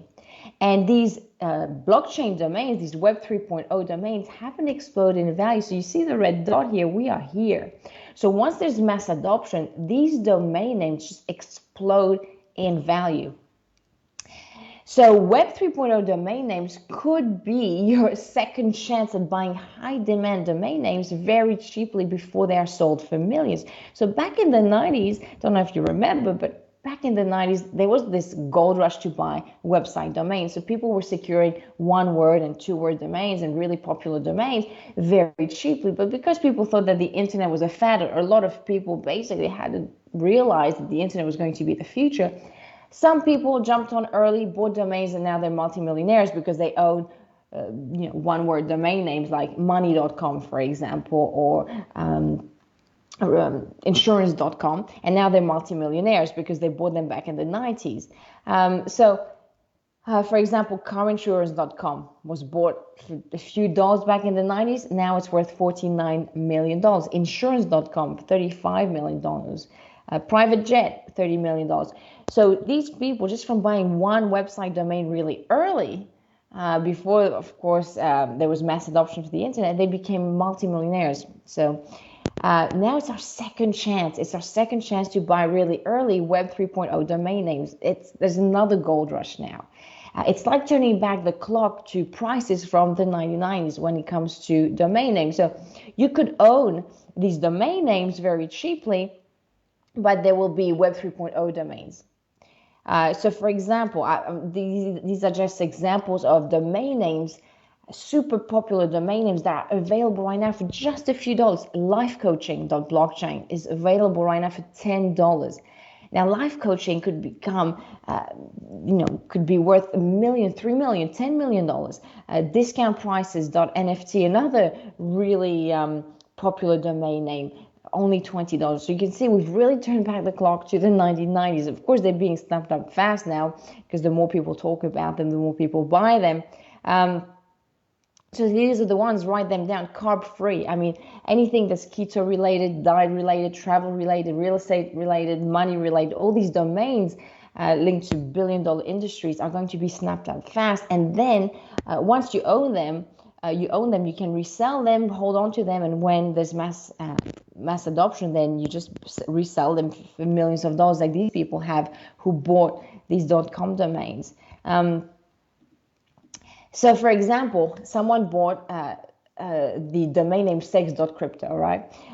So that one is now, the sex.com one is worth $12 million, but sex.crypto just sold for $90,000, $90,000, and we haven't even reached mass adoption. We're not in Web 3.0, and already people have bought them cheaply and resold them for thousands of dollars really quickly. But that's not the only one. Another Web 3.0 domain was bought 3 years ago for $1,000, so business.zil. Okay, so that's a Web 3.0 domain. And then that person 120x their money. They sold them for $120,000. So even now, people are making money. We haven't even reached mass adoption. People are multiplying their money, and I haven't, the ones I've bought, I haven't resold because I'm holding on to them tight until we reach mass adoption. But you don't have to. Some people are buying them, and then, a few months later, they resell them for thousands of dollars. So that is the opportunity for just $10, $20 of risk. Let's say it's not even a risk. You can really potentially 100x, 1,000x your money from owning these domain names. There's nothing for you to do. You just buy them and keep them. Now, what's great about these Web 3.0 domain names is that you actually own them. With standard domains, you don't own them. You just rent them out. People think that when they buy a domain, they own the domain. They don't. They rent them out because after 2 years, you have to pay renewal fees. But with a Web 3.0 domain, once you buy it, you pay it once. There are no renewal fees. You own them for life, for life. So, for example, I bought a .com domain name, and of course, after 2 years, they said, well, renew it or you lose it. So pay more or you lose that domain. So you see that with standard domains, you don't actually own it unless you pay rent for it. Well, with Web 3.0 domains, you own them for life, zero renewal fees. So you spend $20, $40 one-off, you own it for life, and you can resell it potentially for thousands of dollars when we reach mass adoption. And Web 1.0 domains are so easy to hack. And I'm pretty sure some of you here on this call have been hacked, right? No one's immune to hacking with centralized domain names, with standard domain names. Well, with Web 3.0, they're very hard to hack, extremely hard to hack. Now, what can you do with the domain name? I don't do anything with these Web 3.0 domains. What I do is I keep them. I'm going to sell them when they explode in value. So that's my target. So my target is to turn $40 into $100,000, $200,000. So I'm holding on to them. But some people resell them straight away after a few months because they are going up in value every single day. Or you can build a decentralized website with it. You can actually use it. Or you can use it to receive and send cryptocurrencies. Some people are using them as digital wallet addresses. So there are many things you can do with these Web 3.0 domains. Personally, just full disclosure, I'm not doing anything with them. I'm just keeping them as investments, and I'm going to resell them when they're above 6 figures. So for example, with cryptocurrencies, some of you might be familiar, you have what's called a digital wallet, and you can send cryptocurrencies from one wallet to another and receive cryptocurrencies, and you have a wallet address. Now this wallet address, as you can see here, is a long long string of numbers and letters, and it's not really user friendly. But if you want to make it user friendly, you can use a Web 3.0 domain. For example, I can buy karinaessa.x as a Web 3.0 domain and use it and set it up so I use it as a wallet address. Again, that's optional as well, but you can still use it while you own it, of course. So how do you buy one? How do you actually buy one? How do you jump on this opportunity? I know that Pat has bought quite a few, and I have bought quite a few, and the whole basically community have bought quite a few because they've seen the opportunity here. So where do you go? You go to Unstoppable Web Domains. So that's the place. That's the place you buy them. And in the search box here, you type in a domain name. So you can buy your own name if you want. So I bought Karinaessa, Pat bought Pat Mesiti, of course. And you can buy other domains, for example, life coaching, or weight loss tips, or carb-free diets, or keto meals, things like that, right? Any domain that inspires you that you believe will explode in value. And you type them in all together, okay, no spaces. You click on search, and then it will tell you the domains that are available. So for example, you won't believe this, but moneytips.nft, I will tell Pat to buy it actually, because he gives plenty of money tips, and I think he should own this domain, but that's another story. So moneytips.nft, only $20, right? So that domain has the potential, not in 10 years time, I'm talking about a year or two, to basically explode in value, literally explode in value, because things are moving fast and we're entering Web 3.0, the third phase of the internet, really, really fast. So moneytips.nft you can buy now for $20. You can buy moneytips.x for $100. And all these other extensions, you can buy one extension, all the extensions, whatever you want. You add to cart. Okay, you add to cart, and then you continue to cart. So that's the second step, and then you just pay with your credit card. You pay with your credit card, and that's it. You own it for life. That's all you have to do. So it's really small risk, a 3-step process, and you own these domain names that people are going to really want to own. So that was what I wanted to share with you today. Just a quick tip before I go: don't do domain name squatting. So what is domain name squatting? Don't go and buy someone else's name. That is actually illegal. So don't go and buy other brand names as a domain name, or other famous people's names as a domain name. So don't go and buy Apple or Nike or Madonna, because that is called domain name squatting. You can buy domain names that are keywords, just keywords like keto meals, weight loss tips, money tips, whatever, but you can't actually go and buy domain names of other people's names. Okay, that is actually illegal. They can ask you to give it back. So that's just a quick tip. Now, if you want more tips, I was only given a few minutes today, of course, because other speakers are coming. But if you want more ideas like that, I have plenty. And there are these that can potentially 1,000x in value. So with just $10, $20, you could earn 6 figures potentially. So I've got plenty of other ideas that I'd love to share with you. And if you're interested, I'm running a training next week live. So we'll get to interact. You'll get to talk to me, ask me questions. Go to alliancedigitaltraining.com/tutorial and register. So that will show me that you're interested. You want to find out all these tips. And then I will get online live and share you these other 3 ideas that I have that could potentially put a lot of money in your pocket for very little risk. I'm talking $10, $20. So you've got nothing to lose and everything to gain. I really hope I see you next week live. To secure your spot, just go to alliancedigitaltraining.com/tutorial. So that's alliancedigitaltraining.com/tutorial. And if you want to grab yourself a domain or 2 like that, just to give it a go, for $20, $40, go to unstoppablewebdomains.com. So, Pat, over to you. Exactly 15 minutes. You asked me to be on for 15 minutes. I think you...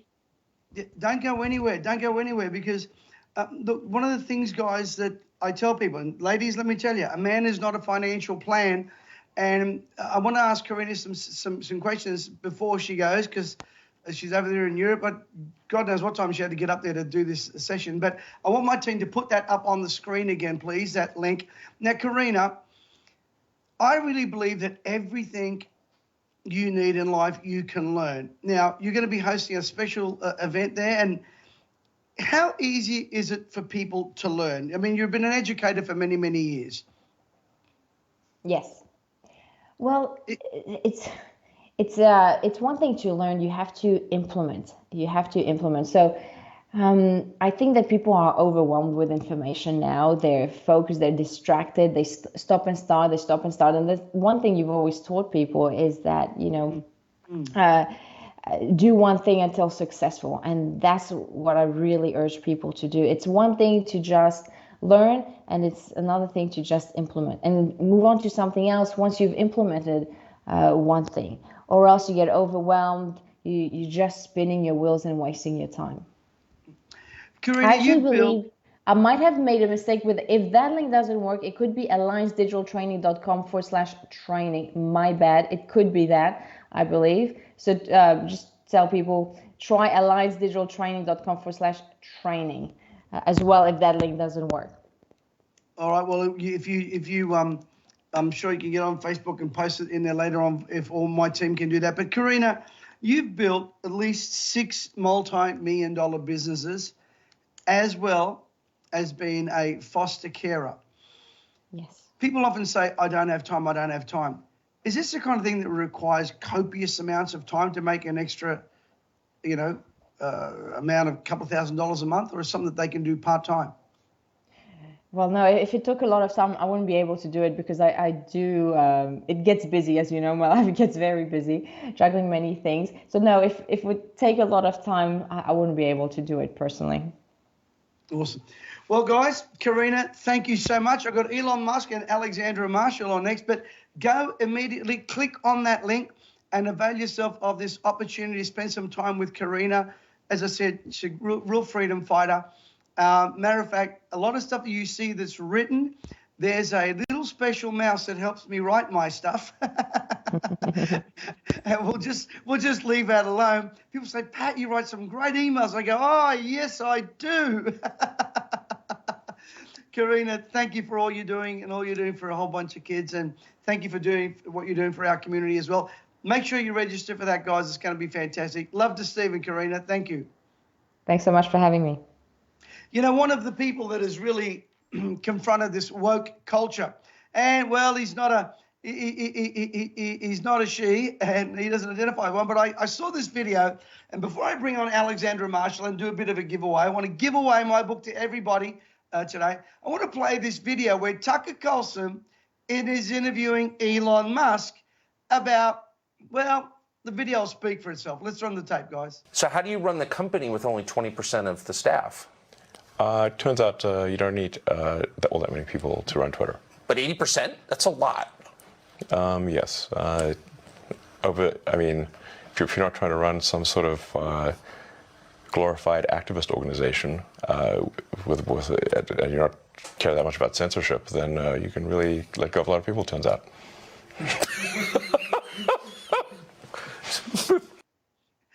Well, there you go. You've heard it from the horse's mouth. The guy that bought the company says, I can run this thing on 20% if I'm not trying to run some glorified activist organization. And that's what a lot of these platforms are. Now, folks, Alexandra Marshall's coming, but I've written a book called Unbreakable, and I released it during the pandemic. and you can buy it, but today I want to give it away for free to everybody. And along with the book, I've gone into a studio and actually done an audio recording of the book. So I'm going to ask my team to put up that link there.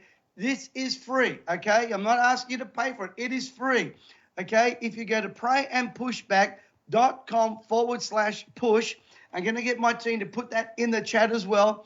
You get my, I think it's about a 100-page book. It went as a bestseller. You get my book, and you also get me, it's actually me, going in the studio and reading the entire book to you so you can listen to it through your headphone. And that's a gift from us to you for being part of today. We're not done yet. I got one more thing to do just after Alexandra Marshall. But one of my favorite people, one of my favorite ladies who's been out there and who's really standing up for our values is Alexandra Marshall. And I've had to go in and pre-record this because of her busy schedule, what she's doing in television and everything else. But let's have a tune in to Alexandra. And guys, let's keep that link up on the screen, please. Here is Alexandra Marshall. Well, one of my favorite people on the planet, and I know our community absolutely loves her, is Alexandra Marshall. We affectionately call her Ellie. For those of you that don't know her, she is the online editor of Spectator magazine. If you have not subscribed, get onto it. And the creative director of ADH TV. Ellie, as if you didn't have enough to do, creative director of ADH TV, can you add any more arrows in your quiver? I'm sure I can manage it somehow. Now, Ellie, you had the distinct, well, position, I would say. I'd call it honor, I suppose, but to be present at the Let the Women Speak event, where you were there as a journalist. So we're not hearing secondhand, third hand, we're hearing firsthand. Can you give us your insights as to what happened on that day? Well, I actually wasn't there, but one of our journalists was there and she wrote an article for us. And so what we did have was we had a first-hand woman on the ground there who was discussing what the atmosphere was like, and more particularly what the behaviour of Canberra and the Parliament was like, because they were quite surprised by the indifference of the politicians as to the safety of the women who were there at the rally.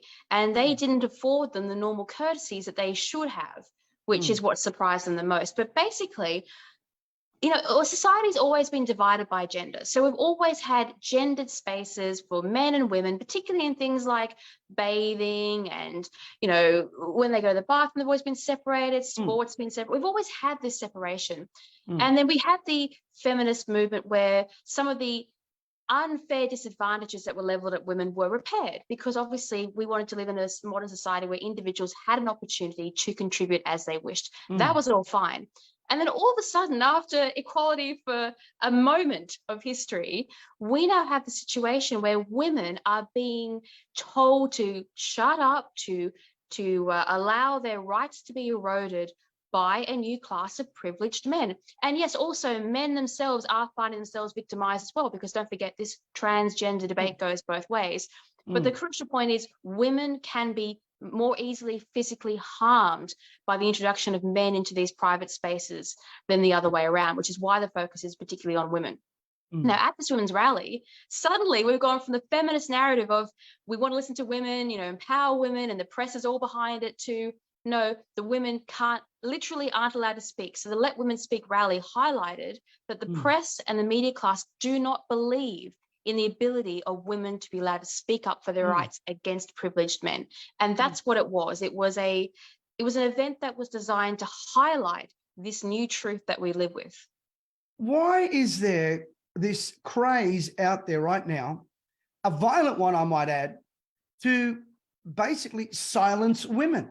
Why? I mean, I don't understand. I'm a father of 3 daughters, 3 granddaughters. I want them to be strong. I want them to stand up for what they believe. What are they afraid of? Or is it just a madness of the times? So the problem is when you start to play victimhood politics and you start to assign privileges to certain classes of people. So a victim class is now entitled to additional privileges. When you create that system, which is what happened, women had some advantages over men. Now, that was really meant to be a balance because men had other advantages, so it wasn't supposed to be preyed upon. But when you start monetizing that kind of behavior and celebrating in the press, you're going to get a class of activists, because let's remember, it's the activists, not the whole trans community, who have sought this additional privilege and gone, well, I can outcompete women in the sporting field because I'm a man, is what they're saying.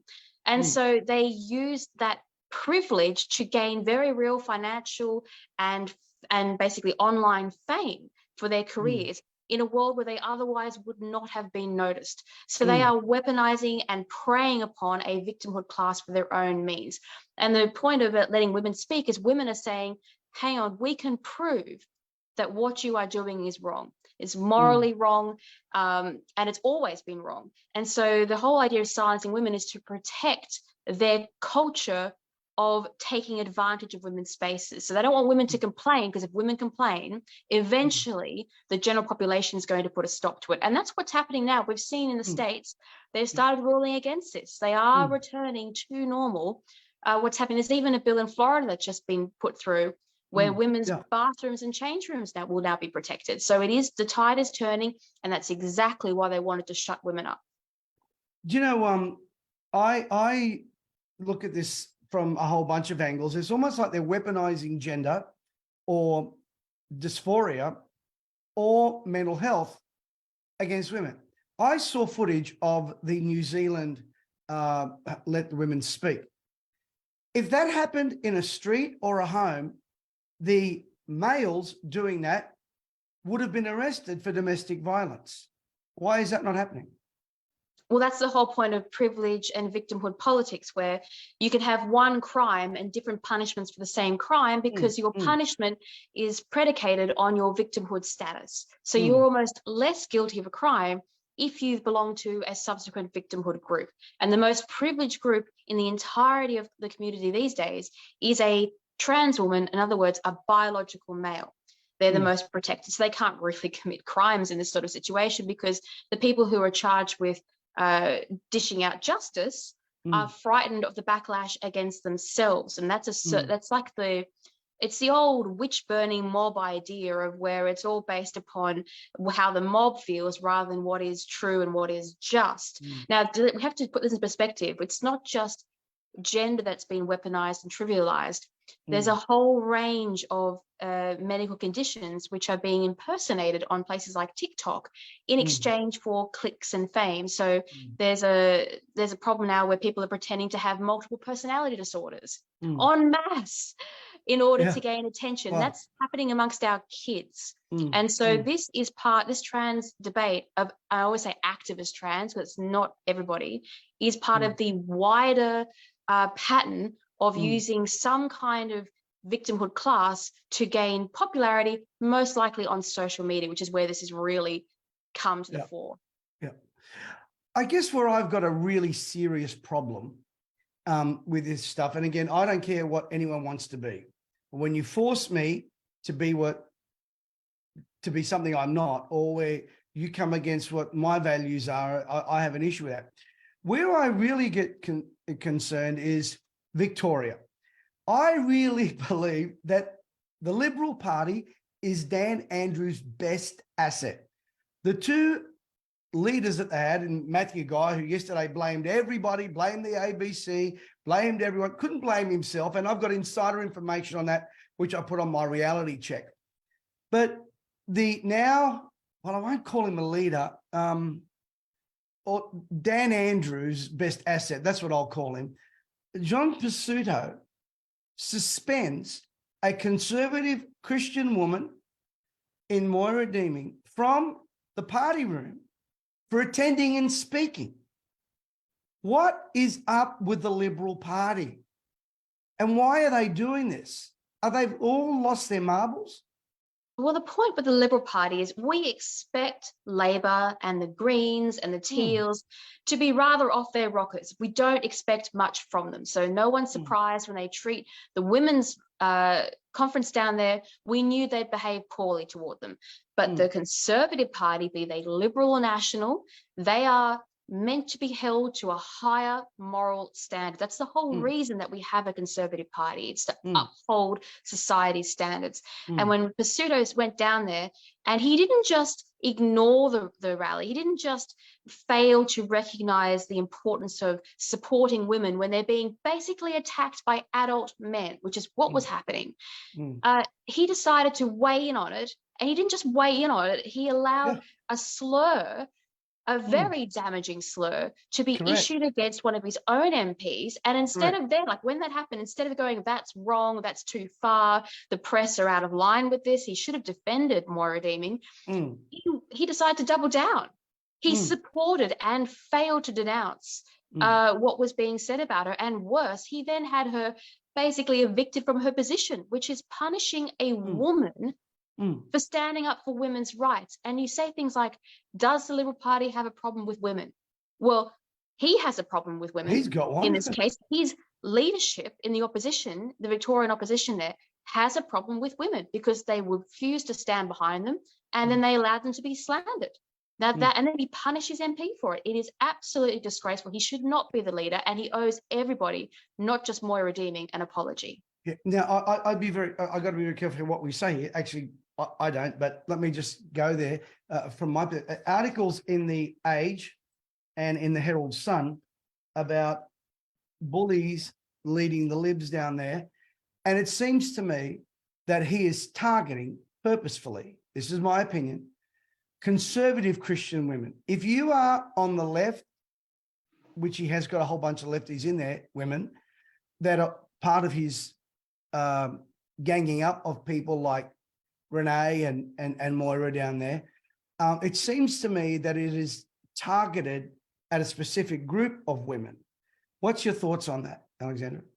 Well, Moira isn't even from what you would call the right wing of the party. She was originally from the left, from Labor, and she's come back to the Liberals, and she's down there holding up conservative values.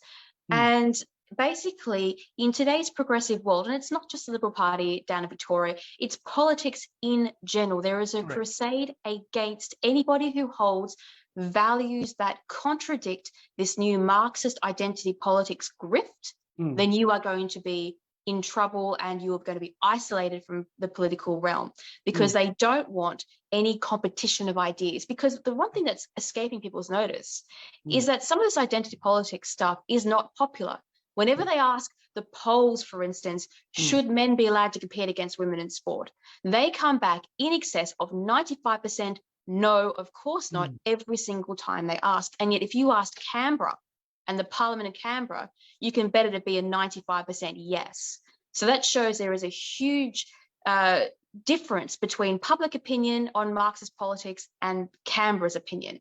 Now, that's what the politicians are frightened of. So if there is a woman like Moira Deeming sitting in the party who disagrees with the leadership, she could very well end up taking over the party as its leader, because she's more popular than the leader himself. Now, that is why they get marginalized. It's to do with the hierarchy of power.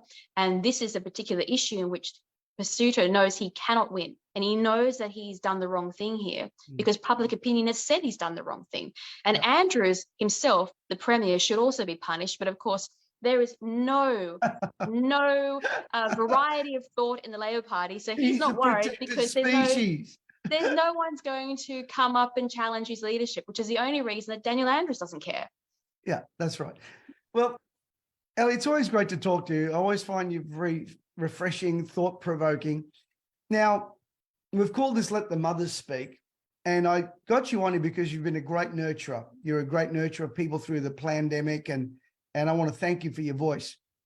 What would you say to single women out there? What can they do? Or single mums out there, or just women what can they do to turn this tide and be effective? What can they do?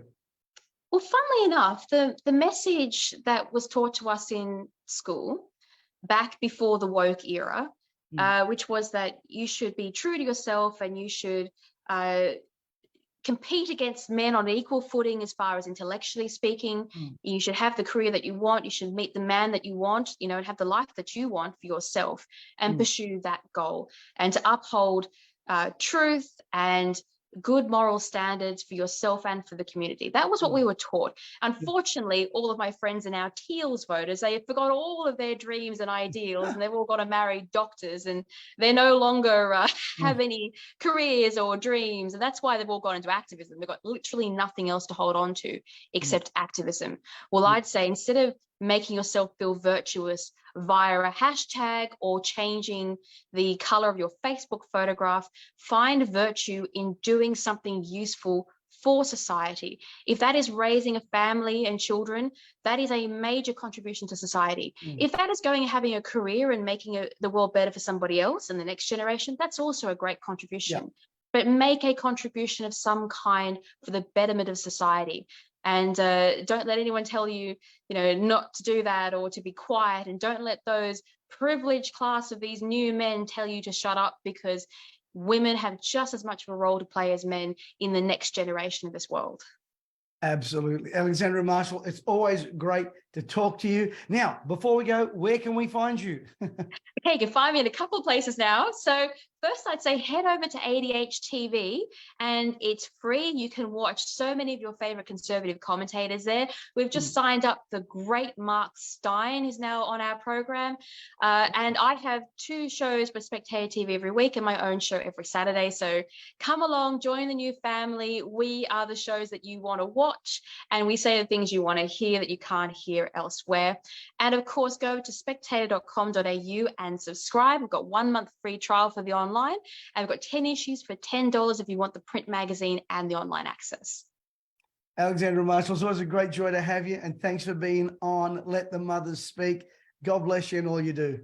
Thank you very much. Before we bring today to a close, and I'll give you some closing words, I have a special event on the 17th of this month. And it's special because I've asked one of my favourite friends, and I do mean here, this guy really is a freedom fighter, I'm telling you, and a guy that I've listened to and follow what he says, to come into a very special event. Our economic crisis is about to get worse. Now, those of you that stick your head in the sand and want to pretend it's all good and you're addicted to Centrelink, this is not for you. Those of you that basically your strategy to getting out of this mess or overcoming is hope, wish and pray, good luck with that. Those of you that are just throwing up your arms in the air and say, well, it's all turned to pot, we can't do a thing. Well, we can't work with people like that either. But those of you that are serious about doing something and taking responsibility. I was just listening to someone this morning that says, being born male, there is a greater sense of responsibility. A lot of the problems we're seeing right now is because men aren't men at all. No, they're bullies, some of them. They're narcissists, some of them. They're harassers, but they're not men. And as I said to someone today, bullies are just cowards. The way you treat a bully is you respond accordingly. But those of you that want to really do something about your financial world, I'm going to ask the team to put up a link. We have a very special event coming up on the 17th, and it will fill up. Mesiti.com/Troy. We have 2 sessions, Wednesday morning and 1 Wednesday night. It's both the same content. If you'd like to come, it's free. Honestly, folks, we do things for free. We do it for free. You just get the education. You don't need to invest in anything. Just get the education. If you're using yesterday's methods in today's world, you're not going to have it tomorrow. So let's man up and let's woman up and let's show up. Mesiti.com/Troy to get your free entry ticket to our online global event and learn how we can smash past all this inflation and learn how to really beat what's happening in the current controlled World Economic Forum agenda climate. So be part of that. Also, my free book. Again, it is free. It doesn't come any better than free. If you'd like a copy of my brand new book, Unbreakable, and the audio version, just go to prayandpushback.com/push. And of course, our Millionaire Mindset Club. Guys, part of my passion is to help people work on their mindset. And if we can get that right, everything else falls into place. The good book says, as a man thinketh, so is he. And we need to work on our thinking. So be part of that. We'd love you to be part of it. In my closing comments, I want to thank every single one of the presenters today. My apologies, and Senator Pauline Hanson sends her apologies. Due to circumstances outside of her control and mine, she was unable to be here, but she's a great leader. And I tell you what, in my opinion, part of the problem is that we've got men that refuse to be men. And as I said, they can be bullies, they can be narcissists, they can be cowardly, like some of the leaders that we've seen who were, during the COVID thing, they could put something up there about BLM, but couldn't do anything. And I'm speaking about a lot of church leaders, by the way. Couldn't say anything about their own people that were losing their jobs. I call them cowards, because that's what they are. And for evil to prosper, all good people need to do is stay silent. It is the silent majority that always loses traction. And we can't afford to be silent. It was said of Esther when she was confronted with what was going on with her people. She was told this: you've been brought to this kingdom for such a time as this. And if you keep your mouth shut, deliverance will come from somewhere else. But you and your entire family, you're gone. And that's where we're at right now. We need to speak, and we need to declare, and we need to stand up for our women, for our daughters, for our granddaughters. And I'm challenging the men out there to put your big pants on and stop being so silent. And I'm also want to challenge women out there, regardless of your age. If you don't fight for what you want, don't cry for what you lose. If you don't fight for what you want, if you don't fight for your freedoms, don't cry when you lose them. Please don't do that. I was listening recently to a Christian leader talking about how he didn't know what it was like to pastor during the pandemic. And I said, you didn't. You didn't. You were a coward. You're overseas. You're out there doing whatever you're doing. You abandoned ship. And there was a few of them, by the way, because they didn't stand for anything. And eventually when you don't stand for what you love and don't stand for what you believe, you'll lose both. This book here, which I hold up, is the sacred book. That's what they're coming after. That book in which the whole laws of government and laws of the land were written upon. I'm not asking people to be religious zealots. That's not what I'm asking for, because there's a lot of nutcases out there. Believe you me. They inbox me all the time. Not you guys, of course. But we're going to stand for truth. And if we don't stand for truth, we're going to fall for lies. I want to thank everybody for being part of today, all the ladies and the gentlemen, and Elon for making a guest appearance. Hey, do me a favor. Could you please share this message? Look, don't just watch it. It's so selfish just to watch. Share it. If we could get everyone that listens to share this, we can make a difference. Thanks so much, everybody. And God bless you. And thank you to James and at Damn Good Studios and to Dallas and my wife out there that are all working behind the scenes. And God bless you, everyone. Oh, Sunday morning, Reborn. Don't miss it. It's going to be absolutely phenomenal. I'll see you there.